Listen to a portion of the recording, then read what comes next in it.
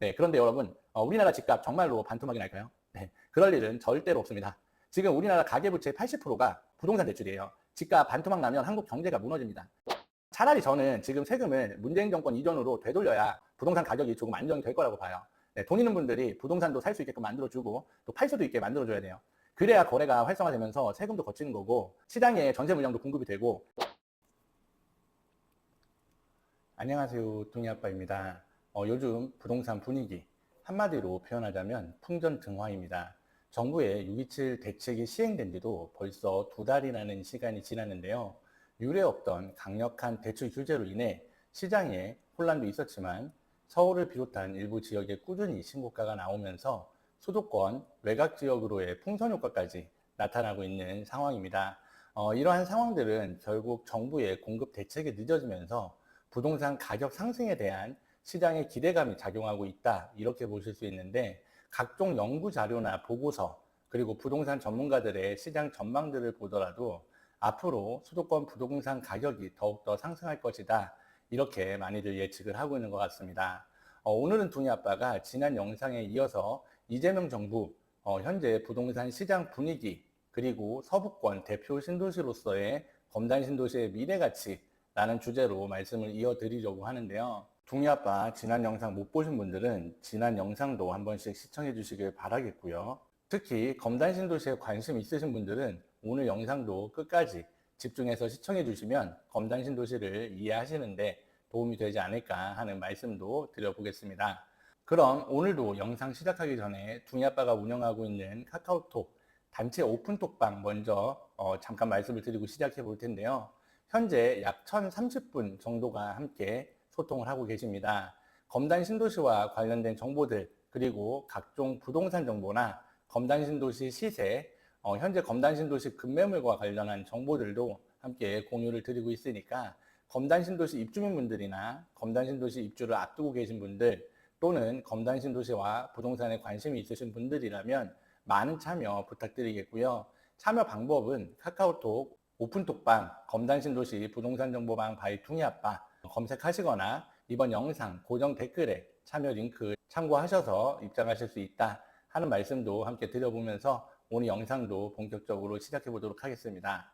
네, 뉴스기사 하나 먼저 소개해 드릴게요. 서울경제에서 보도한 내용이고요. 8월 14일 날 기사입니다.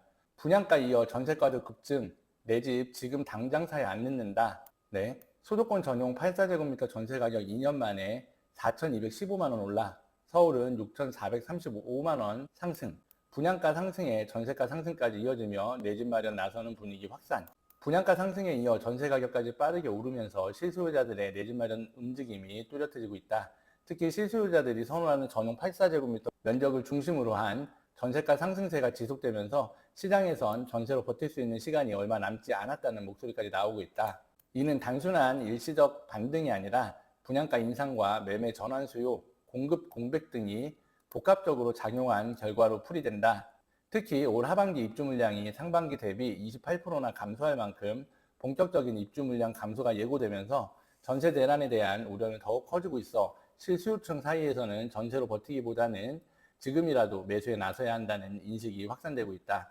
한 건설업계 관계자는 최근 전세 수요자들이 매매 시장으로 조금씩 이동하고 있는 것은 단순한 분위기 전환이 아니라 구조적인 전세 가격 부담이 작용한 결과라며 입주 물량이 줄고 전세금도 계속해서 상승하면서 실수요층은 지금이 아니면 더 늦을 수 있다는 불안감에 매수를 고려하는 경우가 늘고 있다고 설명했다.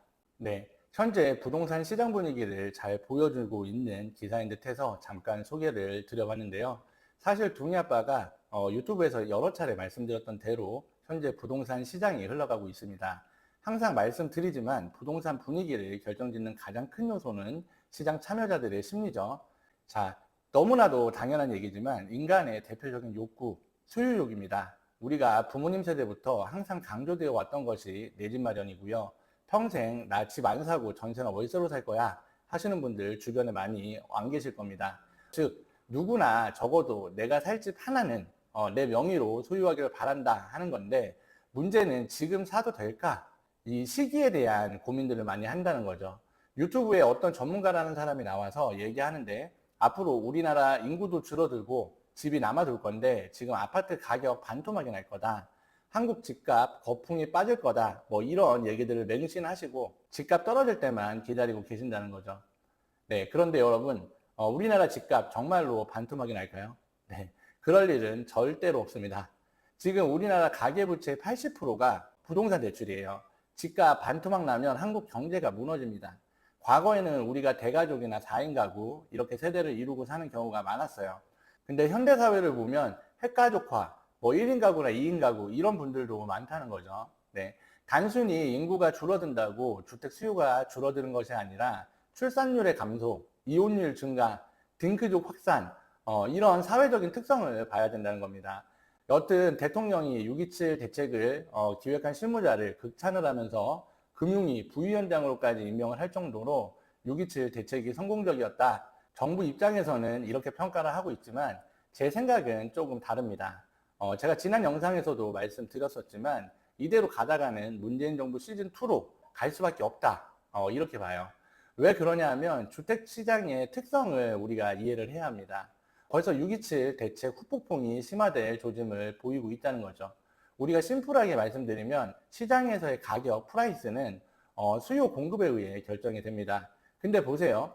우리가 임대차 3법, 계약갱신 청구권으로 인해서 가뜩이나 전세 물량이 없어요. 여기에 6.27 대책으로 갭투자 막는다고 소유권 이전부 전세 대출까지 막아놨습니다. 계약갱신 청구권으로 시장에 전세 물량 공급 자체가 잠겼는데 신축으로 입주하는 아파트 전세 물량까지 없애버린 겁니다. 그래서 차라리 매매를 하려고 봤더니 신생아 대출부터 해서 매매잔금 대출까지도 막아놨네. 네. 그럼 집을 구입하는 입장에서 지금은 정부 정책상 대출도 막아놨고 집을 살 시기가 아닌가 보다 하고 또 전세를 다시 알아봐요. 근데 시장에 전세는 없죠. 네. 전세 품귀 현상에 전세 가격이 막 미친 듯이 올라갑니다. 그럼 결국 집을 사지도 못하고 전세도 못 구하고 월세로 가는 거예요. 네. 그러면 또 월세 수요가 증가하면서 월세 가격도 막 오르겠죠. 네. 에이 안 되겠다. 네. 40년 만기고 뭐고 디딤돌 대출 이런 거 안 받아도 되니까 연끌해서라도 뭐 허리띠 졸라매고 그냥 집을 사자. 결국에는 전세 가격 상승이 매매 수요를 자극해서 매매가, 즉 부동산 가격을 밀어 올리게 되는 겁니다. 그럼 아까 우리가 가격은 수요와 공급에 의해서 결정된다 그랬었죠. 네, 부동산 가격 안정을 위해서 수요가 늘어나는 만큼 공급을 늘릴 수 있느냐. 네, 제가 유튜브에서 이분 얘기를 참 많이 하는데 이분이 말씀하시길 아파트가 빵이 아니라고 했었어요. 네, 뭐 정부에서 조만간 공급 대책 발표한다고 하는데 뭐 토지 임대부 주택 이런 거는 사실 장난이라고 봅니다. 그냥 막 던지는 거죠. 네, 우리가 부동산은 토지 플러스 건물이에요. 근데 LH가 건설사의 땅을 안 팔고 빌려준대요.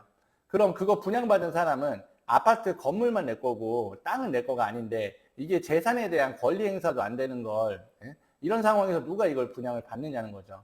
좀 현실적인 대책이 나와야 되는데 쉽지 않다 이렇게 보여지고요. 거기다가 아무리 인플레이션이라고 하지만 분양가도 어마어마하게 올랐죠. 네, 검단도 분상제 지역인데도 불구하고 4년 만에 분양가가 2억이 올랐습니다. 결국에는 우리가 문재인 정권 때 경험을 했지만 아무리 강한 규제를 하더라도 시장 규제에 적응을 한다. 규제 일변도의 정책으로는 부동산을 절대 잡을 수가 없다 하는 부분이고요. 차라리 저는 지금 세금을 문재인 정권 이전으로 되돌려야 부동산 가격이 조금 안정이 될 거라고 봐요.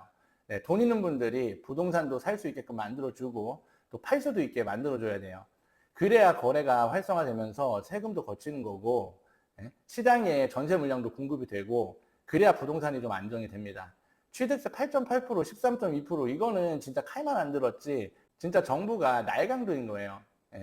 양도세 중과유예도 중과 폐지로 가야 되는데 지금 정부 곳간이 텅텅 비었다고 하니까 중과유예 연장도 쉽지는 않을 걸로 보이고요.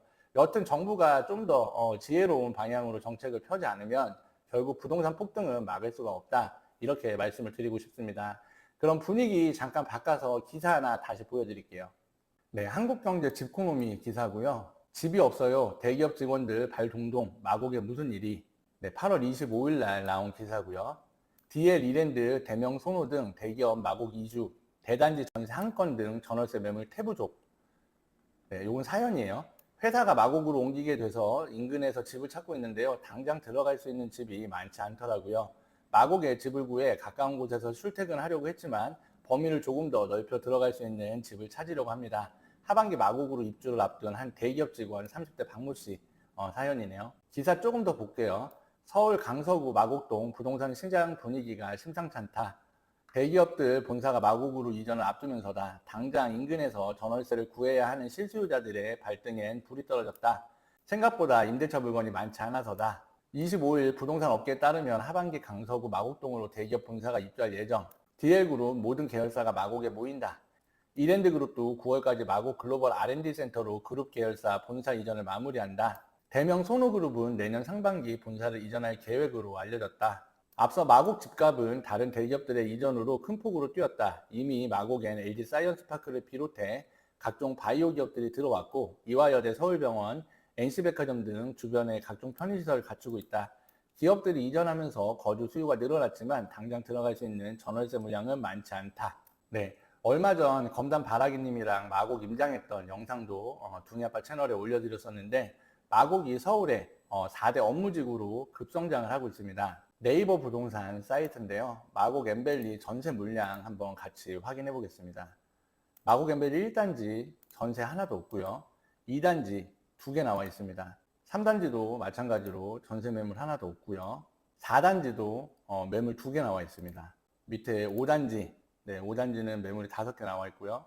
6단지 전세 매물 하나, 7단지 하나, 8단지 4개, 9단지 8개, 10단지 3개, 11단지 하나, 12단지 3개, 13단지가 4개, 그 다음 옆으로 가서 14단지 매물 하나도 없고요. 15단지 3개. 네. 마곡 엠벨리 15개 단지 토탈 해가지고 전세 매물이 41개밖에 안 됩니다. 네. 기사 내용대로 진짜 전세 매물이 씨가 말랐죠. 가격도 8사 기준으로 보면 7억 중반에서 8억 이상인데 사실 이 정도면 검단 신도시 웬만한 아파트 매매 시세보다 높습니다. 우리 임장 영상에서 보신 분들은 아시겠지만 검단 신도시 아라역에서 마곡나루까지 전철로 이동하면 20분이 채 안 걸립니다. 진짜 서울 접근성이 획기적으로 좋아졌다. 서울의 배후 도시로서 검단의 위상이 그만큼 높아졌다 할 수 있는데 아직까지 검단이 이제 분양 물량 그리고 입주 물량들이 조금 남아있다 보니까 가격이 그렇게 많이 비싸지가 않아요. 지금 마곡 엠벨리 7단지 같은 경우 8사 최근 거래가 18억 3천에 거래가 됐었죠. 검단 신도시 대부분 단지들의 시세가 6억 초반에서 8억 범주에 들어오기 때문에 마곡과 비교하면 아파트 가격이 거의 3분의 1 수준밖에 안 됩니다. 그만큼 검단 신도시가 입지적으로 충분한 상승 여력이 있다. 이렇게 말씀드릴 수 있겠고요. 마곡이 서울 4대 업무지구로 성장을 하면 할수록 마곡의 대표적인 배후 도시로서 검단 신도시의 가치도 함께 상승을 할 수밖에 없다. 그리고 검단 신도시 개발이 완료되는 시점에는 지금보다는 훨씬 더 높은 그런 시세를 형성을 할 것이다. 이렇게 말씀을 드리겠습니다. 근데 오늘 영상 보시는 분들 중에서 또 이런 말씀 하시는 분들도 계실 거예요. 뭐 김포도 있고 부천도 있고 검단만 마곡 배후 도시냐? 이렇게 말씀하실 수 있습니다. 네, 호갱노노 사이트인데요. 인구 순이동을 나타내는 화면입니다. 보시면 빨간색 동그라미로 표시된 지역이 순인구가 늘어난 지역이고 이렇게 파란색 동그라미로 표시된 지역이 순인구가 줄어든 지역입니다. 24년 7월부터 25년 6월까지 1년 동안 검단이 속해 있는 인천 서구가 보시면은 2.42% 인구가 증가한 모습을 볼 수 있는데 보시면 주변 계양이나 뭐 김포, 부천 이런 쪽에서 유입된 인구 비중도 크지만 서울 강서구에서 유입된 비율이 9.37%입니다. 그만큼 마곡이 포함된 서울 강서구에서 인천 서구로 이렇게 이동한 인구가 많다. 이렇게 보실 수 있을 거고요. 강서구를 직접 클릭을 해보면 강서구에서 빠져나간 인구의 10.74%가 인천 서구로 넘어오면서 김포와 함께 가장 높은 유입 비율을 보이고 있다. 근데 이제 뭐 김포는 또 면적이나 규모가 검단보다는 월등히 크기 때문에 검단 쪽으로 강서구 인구가 많이 집중이 되고 있다. 이렇게도 볼 수 있겠죠. 기간을 6개월로 한번 줄여볼게요. 인천 서구로 유입된 비율이 12.51%입니다. 김포시는 비율이 좀 낮아졌고요. 인천 서구로 유입된 비율은 높아졌다는 것을 확인할 수 있고요. 3개월로 한번 또 줄여볼게요.